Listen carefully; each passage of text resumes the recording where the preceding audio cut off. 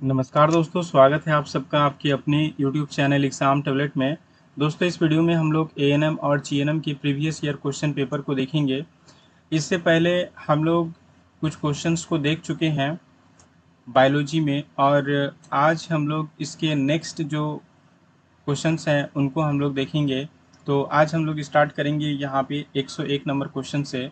और इसके previous video को अगर आपने नहीं देखा है तो आप हमारे चैनल के प्लेलिस्ट में जाएं, वहाँ पे आपको मिल जाएंगे वो सारे वीडियोस। तो यहाँ पे चलिए स्टार्ट करते हैं 101 नंबर क्वेश्चन से। क्वेश्चन क्या पूछ रहा है कि पेट में हाइड्रोक्लोरिक एसिड की क्या भूमिका है। What is the role of hydrochloric acid in the stomach. Option A में हो गए, यह पोषक तत्वों के अवशोषण में मदद करता है। तो देखिए, पोषक तत्वों का अवशोषण जो होता है ये कहाँ होता है, स्मॉल इंटेस्टाइन में होता है। तो ये ऑप्शन आपके गलत हो गए। ऑप्शन बी में क्या है, यह पेट की परत को एसिड क्षति से बचाता है, स्टोमक लाइनिंग को एसिड डैमेज से बचाता है। तो ये भी गलत है। हाइड्रोक्लोरिक एसिड खुद एक एसिड है, और जो पेट की जो लाइनिंग है, स्टोमक लाइनिंग है, उसको डैमेज से कौन बचाता है, उसको डैमेज से म्यूकस बचाता है। उसके बाद जो नेक्स्ट आपके ऑप्शन है, यह एंजाइम गतिविधि के लिए एक अम्लीय वातावरण बनाता है। तो ये ऑप्शन आपका सही है कि हाइड्रोक्लोरिक एसिड क्या करता है, पेप्सिन एंजाइम के एक्टिवेशन के लिए, यानी पेप्सिन एंजाइम एक्शन करे इसके लिए क्या करता है, एक एसिडिक मीडियम बनाता है। एक एसिडिक मीडियम बनाता है ताकि क्या हो, ताकि प्रोटीन का क्या हो, डाइजेशन हो। तो यहाँ पे जो आपका सही जवाब हो गया कि पेट में हाइड्रोक्लोरिक एसिड की क्या भूमिका है, तो पेट में हाइड्रोक्लोरिक एसिड क्या करता है, एंजाइम गतिविधि के लिए क्या करता है, एक अम्लीय वातावरण बनाता है। चलिए उसके बाद जो नेक्स्ट आपके सवाल हैं, यहाँ पे आपको क्या पूछ रहा है कि कौन सा प्रोटीन एक्टिन फिलामेंटस के करीब होता है और उसमें नियमित अंतराल पर ट्रोपोनिन वितरित होते हैं। देखिए, यहाँ पे जो एक्टिन और मायोसिन फिलामेंट होते हैं, ये आपके स्केलेटल मसल में पाए जाते हैं, और ये क्या करते हैं, आपके मसल्स के कॉन्ट्रैक्शन और रिलैक्शन में क्या करते हैं, मदद करते हैं। तो यहाँ पे जो आपको सवाल पूछा गया है कि कौन सा ऐसा प्रोटीन है जो एक्टिन फिलामेंटस के करीब होता है और उसमें क्या होता है, नियमित अंतराल पर ट्रोपोनिन वितरित होता है। तो देखिए, जब आप एक्टिन फिलामेंटस का जो यहाँ पे स्ट्रक्चर देखेंगे, मैं यहाँ पे बनाने का कोशिश कर रहा हूँ किसी तरह।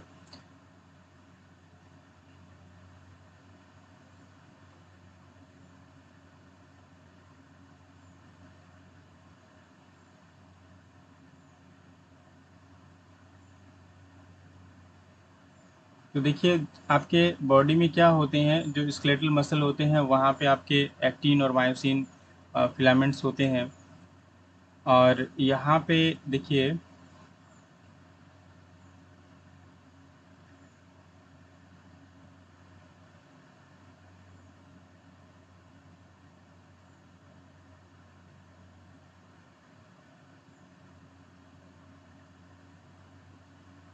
कुछ इस तरीके से आपके जो स्ट्रक्चर होते हैं एक्टिन एक्टिन फिलामेंट के। तो ये यहाँ पे देखिए, आपके ये जो आपके राउंड शेप में दिख रहे हैं, ये आपका एफ एक्टिन है, फिलामेंटस एक्टिन है। और ये जो आपको रेड में दिख रहे हैं, ये आपकी हैं ट्रोपोमायोसिन। ये हो गया आपका ट्रोपोमायोसिन। और यहाँ पे एक रेगुलर इंटरवल में क्या होते हैं, देखिए नियमित अंतराल पर ट्रोपोनिन वितरित होता है। तो कहाँ वितरित होता है, देखिए ट्रोपोनिन आपके एक नियमित अंतराल पर क्या होता है, वितरित होता है। तो ये जो आपको दिख रहे हैं, इसको यहाँ पे देखिए, ये जो आपके ट्रोपोमायोसिन फिलामेंट हैं, ट्रोपोमायोसिन फिलामेंट में क्या होते हैं, एक नियमित अंतराल पे क्या होते हैं, आपके जो ट्रोपोनिन है, ट्रोपोनिन जो है, ये क्या होता है, वितरित होता है, डिस्ट्रीब्यूटेड होता है। मतलब एक रेगुलर इंटरवल पे क्या होता है, ये रखे हुए रहते हैं। और यहाँ पे आपके सवाल में क्या पूछ रहा है कि कौन सा प्रोटीन एक्टिन फिलामेंटस के करीब होता है। तो ये आपके हो गए ट्रोपोमायोसिन। तो ट्रोपोमायोसिन में क्या होता है, एक रेगुलर इंटरवल पे क्या होता है, ट्रोपोनिन क्या होता है, वितरित होता है, ट्रोपोनिन रखा हुआ रहता है, डिस्ट्रीब्यूटेड रहता है। तो यहाँ पे आपका जो सही जवाब है ये है आपका ऑप्शन बी। चलिए उसके बाद जो नेक्स्ट आपका सवाल है, यहाँ पे क्या पूछ रहा है कि माता और पिता में से कौन मानव में बच्चे के लिंग का निर्धारण करता है। तो देखिए, which parents determines the sex of the child in humans. तो देखिए, इंसानों में क्या होता है कि माता या फिर पिता में कौन बच्चे का लिंग निर्धारण करता है, मतलब किस पे डिपेंड करता है कि बच्चा लड़का होगा या लड़की होगा, माँ पे या फिर पिता पे, या फिर ऑप्शन में देखिए माता पे या फिर पिता पे, या फिर माता पिता दोनों समान रूप से योगदान करते हैं, या फिर यह यादृच्छिक रूप से निर्धारित किया जाता है। तो देखिए, बच्चा लड़का होगा या लड़की होगा ये किस पे डिपेंड करता है। देखिए, कोई भी जो मदर है उसमें आपको एक्स एक्स यहाँ पे क्रोमोसोम पाए जाते हैं, गुणसूत्र पाए जाते हैं, लिंग गुणसूत्र। और अगर कोई भी फादर है तो उसमें एक्स वाई पाया जाता है। तो देखिए, यहाँ पे आपके जो निर्धारण करेंगे लिंग का कि बच्चा लड़का होगा या लड़की होगा, ये कौन डिसाइड करेगा, ये फादर डिसाइड करेंगे, ये पिता डिसाइड करेगा। तो यहाँ पे आपका सही जवाब है ऑप्शन बी, फादर। चलिए उसके बाद जो नेक्स्ट आपके क्वेश्चन है, यहाँ पे क्या पूछ रहा है कि निम्नलिखित में से कौन सी उप इकाई विश्राम अवस्था में एक्टिन फिलामेंटस पर मायोसिन के लिए सक्रिय बंधन स्थलों को आच्छादित करती है। मतलब क्या बोल रहा है, देखिए, विच ऑफ द फॉलोइंग सब unit mask the active binding site for myosin on the actin filamentous in the resting state. तो देखिए, बोल रहा है कि जब ये रेस्टिंग स्टेट में होते हैं तो जो एक्टिन फिलामेंट होते हैं, ये जो बाइंडिंग साइट होते हैं मायोसिन के और एक्टिन के, तो यहाँ पे कौन सा ऐसा जो उप इकाई है, सब यूनिट है, जो उसको मास्क किए हुए रहता है, मतलब ढके हुए रहता है। तो ऑप्शन ए में हो गए आपके हेवी मेरोमायोसिन, या फिर ऑप्शन बी में हो गए लाइट मेरोमायोसिन, या फिर ऑप्शन सी में हो गए ग्लोब्यूलर एक्टिन, या फिर ऑप्शन डी में हो गए ट्रोपोनिन। तो इसका जो सही जवाब है ये है आपके ट्रोपोनिन। ट्रोपोनिन क्या करता है, ये विश्राम की अवस्था में क्या करता है, एक्टिन फिलामेंटस पर मायोसिन के लिए क्या करता है, सक्रिय बंधन स्थल जो होते हैं, जो एक्टिव बाइंडिंग साइट्स होते हैं, वहाँ पे क्या करता है, ये कवर करता है। कौन कवर करता है, ट्रोपोनिन क्या करता है, कवर कर लेता है, मतलब ढक लेता है। तो ऑप्शन डी आपके यहाँ पे सही जवाब है। उसके बाद जो नेक्स्ट आपके क्वेश्चन है, यहाँ पे क्या पूछा गया है कि स्थलीय पारिस्थितिकी तंत्र में हरे पौधों द्वारा सूर्य के प्रकाश की कितनी ऊर्जा ग्रहण की जाती है। तो देखिए, how much energy of sunlight capture by the green plants in A terrestrial ecosystem. तो किसी भी टेरेस्टेरियल इकोसिस्टम में जो पारिस्थितिक स्थलीय तंत्र होते हैं, यहाँ पे जो सनलाइट है, मतलब सूर्य का जो प्रकाश है, उसकी कितनी ऊर्जा यहाँ पे पौधों के द्वारा कैप्चर किया जाता है, पौधों के द्वारा ग्रहण किया जाता है। तो यहाँ पे ऑप्शन में है 20%, या फिर 10%, या फिर 50%, या फिर 1%। तो इसका सही जवाब है 1%। जो सूर्य की रोशनी का जो यहाँ पे सनलाइट है, उसकी एनर्जी को क्या करता है, कैप्चर करता है ग्रीन प्लांट्स, 1% एनर्जी को। चलिए उसके बाद जो नेक्स्ट आपके सवाल हैं, यहाँ पे आपको क्या पूछ रहे हैं कि पौधे अतिरिक्त पानी से कैसे छुटकारा पाते हैं। How do plants get rid of excess water. Excess water को पौधे क्या करते हैं, कैसे अपने शरीर से बाहर निकालते हैं। ऑप्शन ए में हो गया श्वसन यानी रेस्पिरेशन के माध्यम से। तो ये गलत हो गया, क्योंकि रेस्पिरेशन के माध्यम से क्या होता है, एनर्जी प्रोड्यूस होता है। रेस्पिरेशन के माध्यम से क्या होता है, एनर्जी प्रोड्यूस होता है। ऑप्शन बी में क्या है आपके प्रकाश संश्लेषण द्वारा। तो देखिए ये भी ऑप्शन गलत हो गया। प्रकाश संश्लेषण के द्वारा क्या बनता है, पौधों में खाना बनता है। तो ये भी आपके क्या हो गए, गलत हो गए। ऑप्शन सी में हो गए वाष्पोत्सर्जन, या फिर ऑप्शन डी में हो गए मलोत्सर्जन। तो मलोत्सर्जन क्या होता है, एक्सक्रीशन होता है, यानी जो वेस्ट प्रोडक्ट होते हैं इसको क्या करते हैं, बाहर निकाला जाता है। तो देखिए आपको यहाँ पे जो सही जवाब हो जाएंगे ये होंगे आपके ऑप्शन सी वाष्पोत्सर्जन द्वारा। ट्रांसपिरेशन के द्वारा क्या होता है, पौधों में जो अतिरिक्त पानी होते हैं उसको बाहर निकाला जाता है।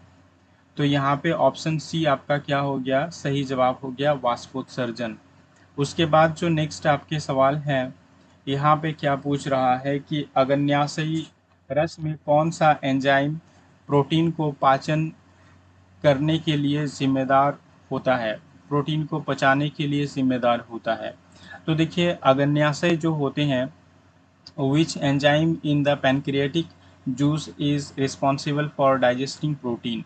तो प्रोटीन का जो डाइजेशन के लिए एंजाइम जो निकलता है ये आपके पैनक्रियाटिक जूस में भी होते हैं।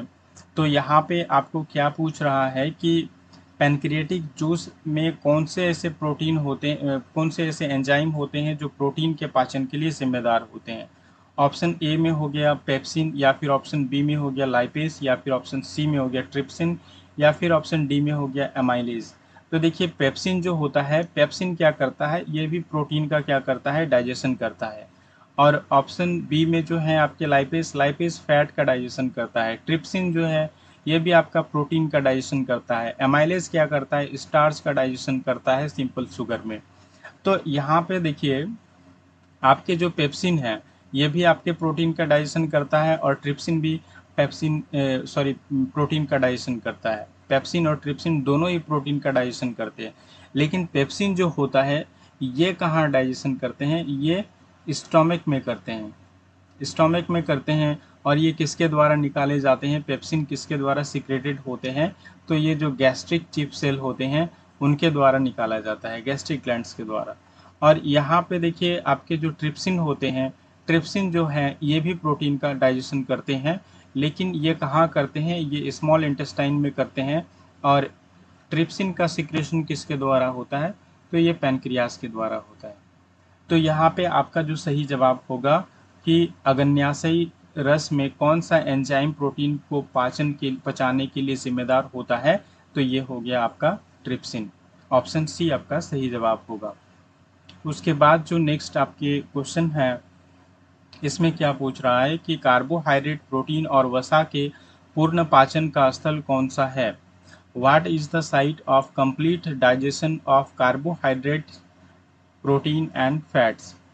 तो ऑप्शन ए में हो गया छोटी आंत, या फिर भोजन नलिका, या फिर ऑप्शन सी में पेट, या फिर बड़ी आंत। तो बड़ी आंत में देखिए थोड़ा बहुत एब्जॉर्प्शन जो यहाँ पे होते हैं ये सिर्फ और सिर्फ वाटर के होते हैं, बाकी और कोई भी यहाँ पे एब्जॉर्प्शन नहीं होता है लगभग। पेट में आपके क्या होते हैं, डाइजेशन होते हैं। पेट में आपके स्मॉल जो फूड मॉलिक्यूल्स जो भी आप खाते हैं, फूड जो भी खाते हैं उसको तोड़ा जाता है, डाइजेस्ट किया जाता है। जो आपके ओइसोफेगस है इसके द्वारा क्या होते हैं, पेट में भोजन पहुंचते हैं। यहाँ पे आपके क्या हो गए, स्मॉल इंटेस्टाइन। तो देखिए आपके कार्बोहाइड्रेट, प्रोटीन और वसा जो है इन तीनों का जो पूर्ण पाचन होता है ये कहाँ होता है, ये स्मॉल इंटेस्टाइन में होता है, छोटी आंत में होता है। तो ऑप्शन ए यहाँ पे क्या हो गया, आपका सही जवाब हो गया। उसके बाद जो नेक्स्ट आपके क्वेश्चन है कि 109 नंबर में जो क्वेश्चन है, श्वसन के दौरान मानव शरीर में वायु कहाँ से प्रवेश करती है। तो देखिए आप जब सांस लेते हैं, where does the air enter the human body during respiration. तो आप सांस लेते हैं तो हवा जो होती है, वायु जो होती है वो कहाँ से प्रवेश करती है। ऑप्शन ए में हो गया नथुने, या फिर पेट, या फिर फेफड़ा, या फिर गला। तो ये तो आपके गलत हो गए तीन ऑप्शन, ये आपके नथुने होंगे। यानी आप नॉस्ट्रिल से लेते हैं, आपके नाक में दो छोटे छोटे छिद्र होते हैं, इन्हीं से आप क्या करते हैं, सांस लेते हैं तो वायु क्या होती है, अंदर प्रवेश करती है। उसके बाद जो नेक्स्ट आपका सवाल है ये क्या है कि शरीर में एड्रेनालिन कैसे स्रावित होता है? ऑप्शन ए में हो गया तंत्रिका कोशिकाओं की क्रिया के माध्यम से, यानी नर्व सेल जो होते हैं इसके क्रिया के माध्यम से, या फिर विशिष्ट मांसपेशियों के संकुचन के माध्यम से, या फिर अधिवृक्क ग्रंथियों द्वारा सीधे रक्त प्रवाह में, या फिर ऑप्शन डी में हो गया पिट्यूटरी ग्रंथि द्वारा लसिका प्रणाली में। तो देखिए एड्रेनालिन जो हार्मोन होते हैं ये एड्रिनल ग्लैंड के द्वारा क्या होते हैं, सिक्रेटेड किए जाते हैं। तो ये आपके ऑप्शन सी सही जवाब होंगे। जो आपके अधिवृक्क ग्रंथियां हैं इससे एड्रेनालिन हार्मोन को सिक्रेट किया जाता है।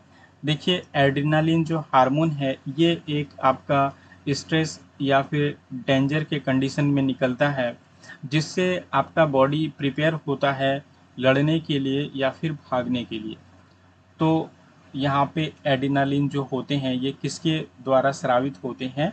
ये अधिवृक्क ग्रंथियों यानी जो आपके किडनी के जो ग्लैंड्स हैं, एड्रिनल ग्लैंड्स हैं, उनके द्वारा क्या होते हैं, ये स्रावित होते हैं सीधे रक्त प्रवाह में, सीधे ब्लड स्ट्रीम में क्या होते हैं, ये सिक्रेट किए जाते हैं। तो दोस्तों इसके बाद जो नेक्स्ट क्वेश्चन है इसको हम लोग नेक्स्ट वीडियो में देखेंगे। और वीडियो को अंत तक देखने के लिए बहुत बहुत धन्यवाद। वीडियो को लाइक करें, शेयर करें, और अगर आप हमारे इस चैनल में नए व्यूअर हैं तो हमारे इस चैनल को ज़रूर सब्सक्राइब कर लीजिए और बेल आइकन को भी प्रेस कर लीजिए, ताकि मैं जब भी वीडियो अपलोड करूं तो सबसे पहले इसका नोटिफिकेशन आपको मिल पाए।